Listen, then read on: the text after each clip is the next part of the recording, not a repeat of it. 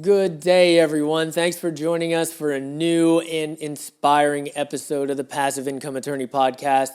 Before we jump into the interview, I want to invite you to go to escapethebillable.com and snag our free passive investing guide.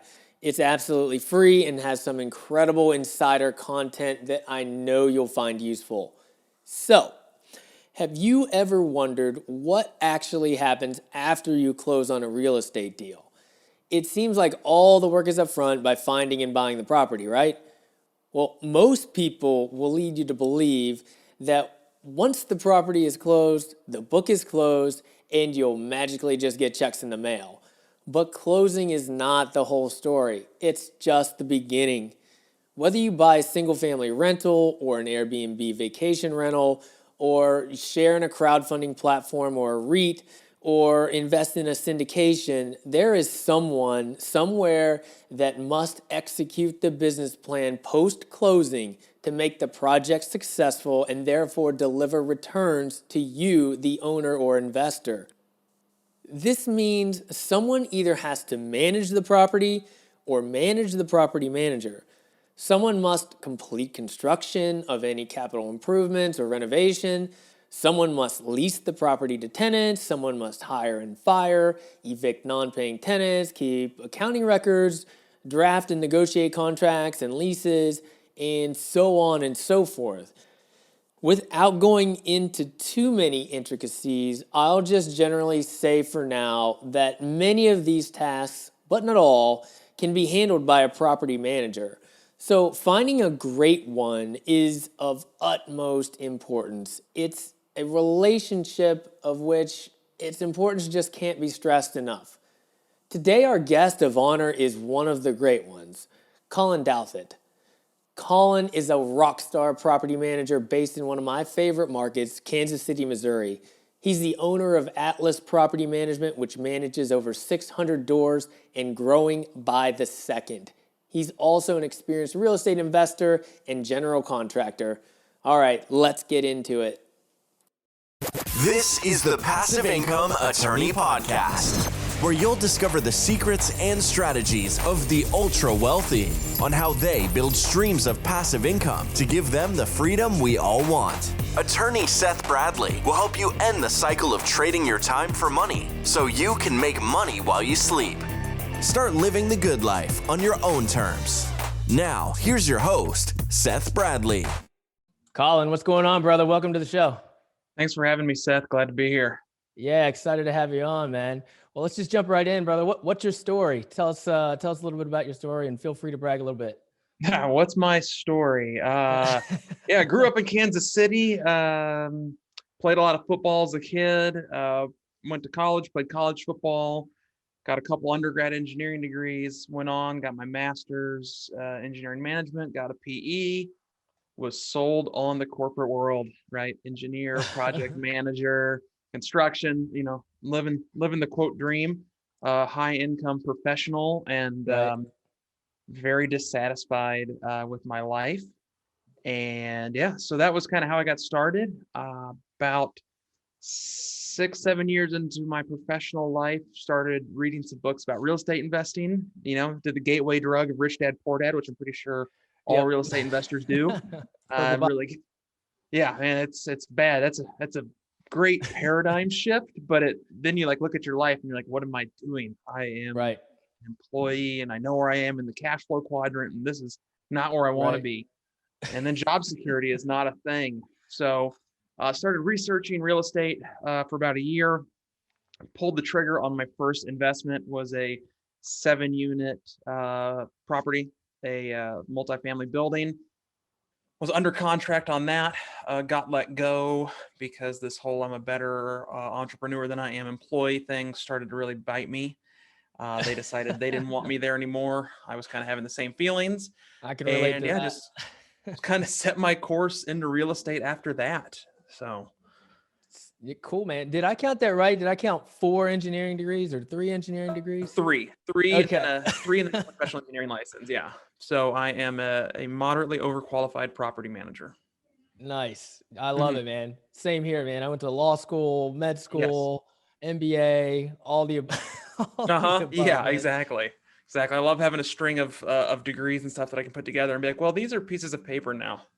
Right. Yeah. At the time, it's like, okay, I want to make sure I get these pieces of paper, but now it's like, when I have kids, I don't even know if I'm going to encourage them to go to college. It's going to be like, you guys can do what you want to do. If you're Yeah. entrepreneurial, you don't even need a degree.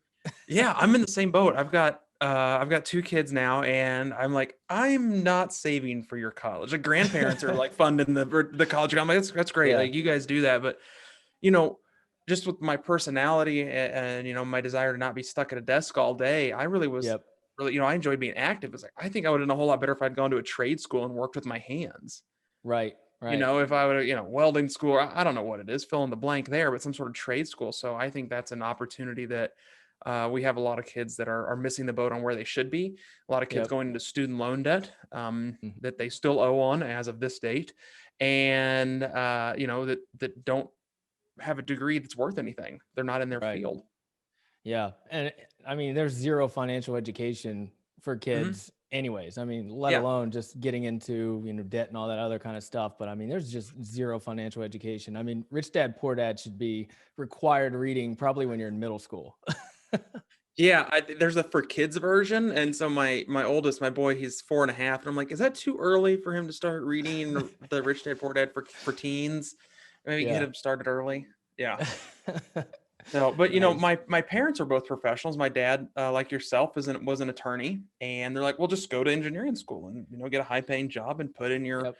I don't know, however many years and fund your 401k and then retire. And Yep. just so I was driving myself to work every day. I was like, there's got to be something more. And I got stuck in one office that had no windows. There was three of us in an office, probably about the size of mine right now, with no windows and no windows in the hallway. And it was just like Yeah. staring at just a brick wall. I'm like, there's got to be more than this. Yeah. Same boat, man. I grew up just in a blue collar family, and it was just like, my dad was a coal miner, my mom was a teacher, and it was just like, okay, we'll get the best paying job you Mhm, can possibly get. And to me, that was being a doctor. And I mhm. hated that. So I was like, all right, be a lawyer. And then I finally snapped out of it and figured it out. Yeah, no, absolutely. I mean, I took a major pay cut for the first while, right Sure. until within this recent time frame that we took a huge pay cut, Yep. and going from a professional engineer, a high paying job, to owning a 7-unit apartment building, and that was your Right. income. It's a big shift, Yeah. but I learned a lot over that time frame.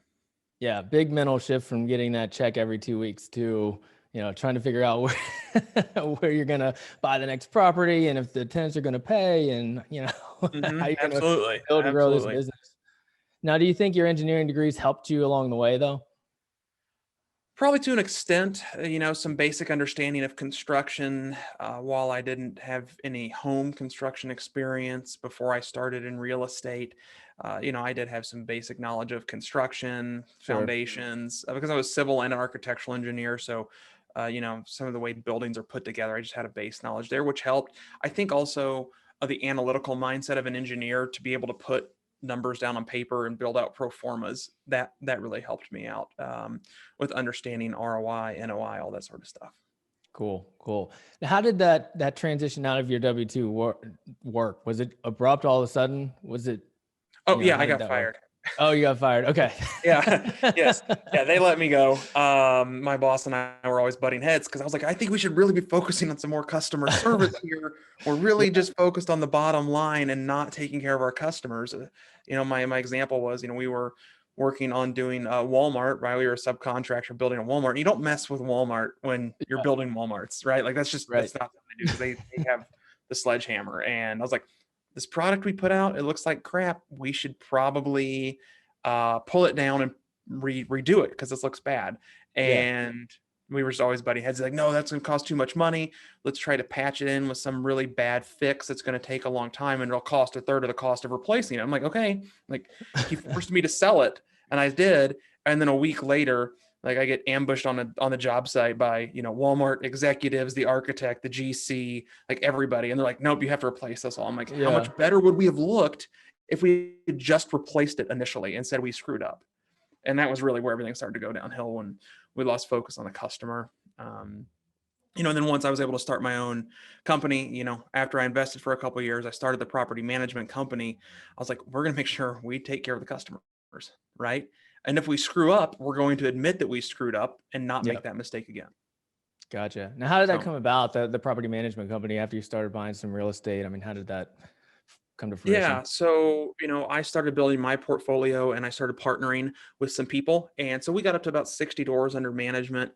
And I was the manager, right? Because they all had their W-2 jobs still. So I was doing the management, I was coordinating maintenance, I was showing, I was doing some of the maintenance, I was involved. And I said, well, this would be really great if we could do enough third-party property management that I could hire a full-time property manager that could just manage my property so I don't have to deal with that anymore. And I started looking at the numbers on it. I actually looked at acquiring a property management company, and that fell through. I started, seeing how the companies worked and everything. I was like, well, maybe I should just build this into a legitimate property management company. And so, took my properties, handed them over to our property management company, and then started growing the portfolio business after that.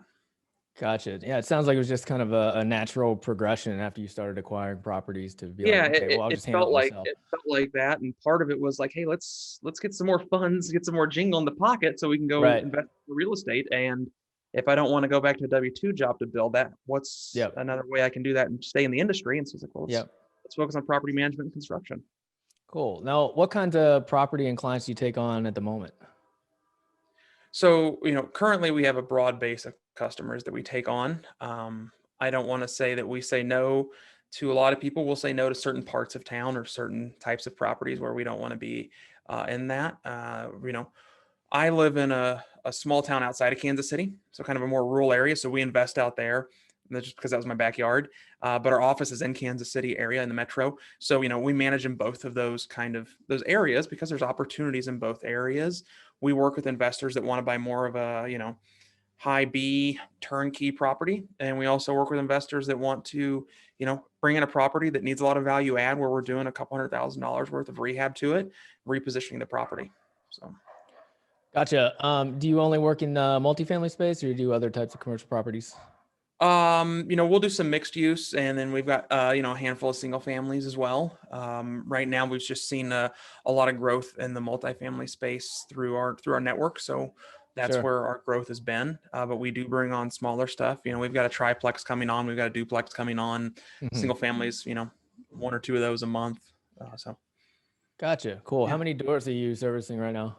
Currently about 600, Oh, and wow. yeah, a little over 600. And our pipeline for the next 90 days is showing that we're probably going to crack 1,000 within the next 90 days. Nice, nice. What's enabled you to scale so quickly? Mm, uh, some good referrals early on to help build that base, and then Sure. performing well afterwards. I've had a lot of good referrals. I've had some really good success networking with investors, with syndicators, etc. That's been very beneficial. We've performed on the property management side, whether it is more of a turnkey or it's a reposition. We've been able to get in there, and on the repositions where there's a bad tenant base, we've had to, you know, fight it out, slug through the mud to get the bad tenants out, and just change the culture on those properties. Yep. Additionally, there's Atlas Property Management, and then there's Atlas Construction. Okay. Me and my partner, we co-own both of them at this point. And so having construction in house has really been a big value add as well, since it's all under one roof. Um, you know, it's one single point of contact. There's kind of two people that you'll be dealing with. I'm on the property management side. He handles more of the construction side, but Okay. we work together. And so, try to streamline everything, and communication flows easily within the office. So. That's cool. That's interesting. You have both companies under the same roof. I mean, it makes sense, but you don't see that often. Correct. Yeah, you don't. And we're forming this company, and our goal was to service out of state investors wanting Mhm. to invest in our market and make it easier for them, because I knew the struggles of being an investor locally when I didn't have my own construction crews. Yeah. Trying to find somebody that I could rely on bit me more than once. Yeah. And managing my own properties, I know what it is, the headaches of managing a property. I know what the headaches are of doing construction. It's like, well, how can we make this a better experience for out-of-state investors who are investing a significant chunk of money and they can't even see the property every day, or they can't drive there within an hour. Yeah. Yeah, for So, sure. I mean, I can definitely relate to that. All my investments are out of state, and yeah. trying to, find trustworthy property managers and contractors, and trying to manage those folks from out of state is very difficult to do. So if you can find someone like yourself that does both, and you're obviously a professional, and do the things the right way. I mean, that's really what you're looking for when you're looking for out of state investments. Yeah, and we try to do that. We try to take care of him. My partner Adam, he's a professional engineer as well. We went to college together, and we both played football together. He's bigger than I am. We were both offensive linemen, and so we have he has a construction background as well. So naturally, he was a good fit to just run all of the field operations, and I kind of focus on the property management side. And so we have a qualified team to help take care of people. Cool. Well, let's maybe walk our listeners through a typical scenario where, a real estate client comes to you and wants to engage with your services. At what point Mm-hmm. do they engage you? Informally, they can engage me as early on as they want. We Mm-hmm. have a lot of investors reach out and say, "Hey, I'm starting to look in the Kansas City market. I want to have a team. You know, Yep. I got a recommendation for you. I saw you online. I saw you in Bigger Pockets, wherever it is, and I would like to start talking to you about property management services." Okay, well, then we start having that discussion with them. What are your goals? What do you want to do? How do you want to grow? What are your plans? And Mm-hmm. oh, do you need construction as well? Because we can offer that, right? Yep. A lot of people want a value add, and forced appreciation comes through constructions and rent increases. So we start working with people early on, and we say, okay, whenever you're looking at a property, bring it to me and let me Gotcha. take a look at it for you. Let me check your assumptions on rent amounts. Let's check your assumptions on construction costs and vacancy, et cetera, to help give them an accurate idea of how we think the property is going to perform, so that they're going in with good information when they're evaluating it and putting their price together. Gotcha. Sometimes we get brought on and they're like, "Hey, I have this under contract. I'm closing in 2 weeks. I had that phone call this morning. Hey, Yeah. Colin, I'm closing on the 28th. I've got a duplex under contract. You came as a recommendation. Let's talk." Okay, we had the conversation. Great. Send me over your paperwork and we'll go ahead and get started. So, that's a very, basic conversation. Then some of them are much longer terms where we're working together for 6+ months to get something across the finish line. Gotcha. Yeah. I mean, I think a lot of people don't realize that the property manager is an integral part of the team, even before the closing. You don't just engage with the property manager after and be like, okay, we'll take care of my asset. You provide a lot of very valuable services in the acquisition process to evaluate the market, evaluate the deal, the building, what kind of tenants and, rents you can get in the particular building. And it's, Yeah, you got to engage early to get the full absolutely. gamut of And, services. we like to look through the leases and make sure, the correct amount of prorated rents are being sent over, the correct amount of security deposits, because we've had it where owners haven't brought us in, one that sticks out of a 20-unit complex, and they didn't collect the prepaid rent. That this one tenant still had 5 months of prepaid rent, right? Mm-hmm. So $4,000 worth of prepaid rent that they had to go and collect, and then they go back to the owner. And then also they were missing about $2,300 worth of security deposits. And we're like, hey, this is the deficiency we're seeing as we're building out the tenants and the in our system, because at closing we typically get the prorated rents and the security deposits just sent directly to us. So then we Right. have some operating funds to go off of for the rents, as well as the security deposits go into our trust account. So we have to audit all that money coming in. Gotcha. Yeah. So Got to do that lease audit for sure to make sure you're getting everything you should be getting. absolutely. How about post closing? What does that look like? So the deal closes. Everybody celebrates. They think the deal's over, but it's not. It's just getting started. The work is Yeah. So where do you help out the investor at that point? Yeah. So, I always tell people, the first 30 to 90 days are going to be bumpy. Like this, just expect that, because, whether it's a duplex or it's 50 to 100 or 100 plus units that we're taking over, there's going to be bumps in the road. There's going to be, oh, this is new. We're dealing with new people we've got to pay. So, what we're doing is the day one, we're going to meet with the old property manager, meet with the agent, meet with the old owner, depending on who's got lease paperwork and keys, and kind of do a turnover walkthrough with the old whoever that we need to be dealing with. And then also we're posting welcome letters, welcome packets on everybody's door, knock on the doors, trying to meet them possibly and say, hey, here's who we are. This packet has all our contact info. This is how you pay. Please fill out this contact information sheet and send it back to us so that we can know how to get a hold of you. We can put you into our system so you can pay online. So I'm always encouraging people to pay online and communicate through that. So, the first 30, 60, 90 days, we're getting people onboarded under our system. We're having conversations with the owner about, hey, here's what our plan was before we closed. Let's start executing that, whether it's filling vacant units, rehabbing vacant units, starting construction on large deferred maintenance items, whatever that may be. We start to implement the plan that we put together before we closed. Gotcha. What does the relationship look like between you and, let's say, the asset manager of the sponsorship team? That really depends on how much they want out of the relationship. We have some investors that we don't talk to except every couple months whenever they have a question, right? Yep.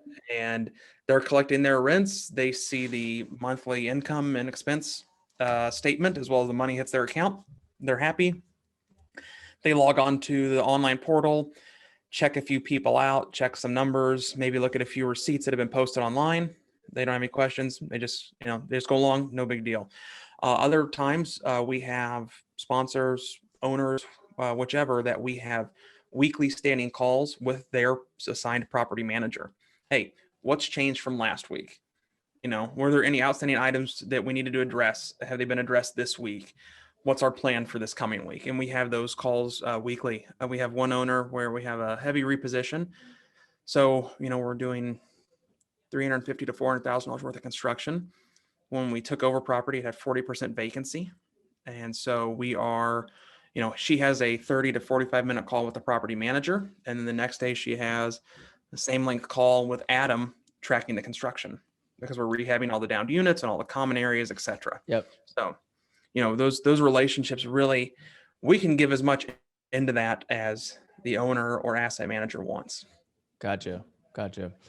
Well, let's switch gears a little bit. A lot of folks don't know a lot about the Kansas City market, and you are obviously a Kansas City guy. So tell us a little bit about the Kansas City market and what makes it so strong. It's the best market in the country. No, it has been a very solid market. Financially, we are a growing city. Some companies are moving headquarters here. They're investing a lot of money into the city. People are saying, hey, it's the Silicon Valley of the Midwest, right? There's a lot of tech going into Kansas City right now. Additionally, transportation's huge out here. We're in the middle of the country, so we have a couple of major interstates that run north, south, and east, west through Kansas City, so you can start trucking all different directions. Additionally, Kansas City has always been a huge rail town, so we have a lot of rail traffic, what's called intermodal facilities, where they take those shipping boxes and they take them off of trains and put them onto semis, or they take them off of semis and put them onto trains. There's manufacturing, there's healthcare, the government services. It's just a very diverse, economy here. So we don't have any one thing that we're going to rise or fall with. We do have a couple of auto plants here in town, one for GM, one for Ford. If one of those were to shut down, that would be detrimental, but it wouldn't shoot the whole economy in the foot for the city. Right. Which is really nice. So we've just seen a lot of growth here, and people are wanting to move to maybe some smaller cities, maybe get away from the coast or some of that stuff that's going on. I mean, we're not a small city, but compared to Los Angeles, Chicago, Atlanta, New York, fill in the blank, we are significantly smaller. Yeah, I mean, the metrics are all there, the population growth and the job diversity, a very good economy that's going there. And like you mentioned, the transportation thing, if you just look at Kansas City on a map and look north, south, east, west, there are major cities that if you go from one to the other, you have to pass through Kansas City. So to me, it's not going anywhere. It can't go anywhere because you have to go through Kansas City to get everywhere in that area. Yeah, and we have two rivers. The Kansas River merges into the Missouri River right here in Kansas City. Missouri River runs right into Mississippi, so we have barge traffic as well coming up and down. So it's a really interesting location, and it always has been a transportation hub. I grew up on the Kansas side of the state line, and every time you're growing up, man, everything big over there is Oregon Trail stuff because everybody's always been passing through Kansas City. Yeah. Well, now that you mentioned that, let's talk about Kansas City, Kansas versus Kansas City, Missouri. What's the difference? Population and size. So yeah, Okay. everybody's like, oh, well, ask anybody, yes, I'm from Kansas City. And then, okay, well, I'm from Kansas City. Where are you from in Kansas City? And then you can really Yeah. drill down in the city. But for Right. most people that aren't familiar with it, yes, I'm from Kansas City. Great. They know where Kansas City is relatively on a map. The Yeah. state line does split the county, does split the city. A majority of the city is going to be on the Missouri side, as far as the downtown area is all Kansas City, Missouri. Most of the, you know, shopping and stuff's on the Missouri side. Then Kansas City, Kansas has its own, little smaller downtown area.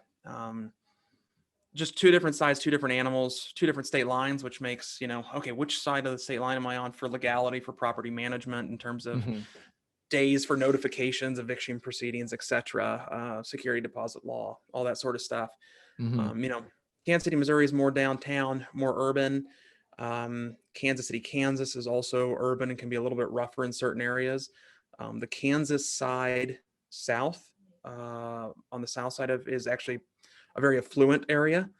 So most people that are affluent that live in the Kansas City metro, they actually live on the Kansas side down in Johnson County, Kansas. Gotcha. And you operate in both, right? Yeah, we operate on both sides of the state line. We kind of hit about an hour radius within Kansas City. And what people don't understand sometimes too is, since our population density is a little bit lower, we have, at one point we had the most highway miles per capita of any city in the country. So us driving around, we're able to cover a lot of ground really quickly. So we can get an hour, we're going to travel 60 miles in an hour.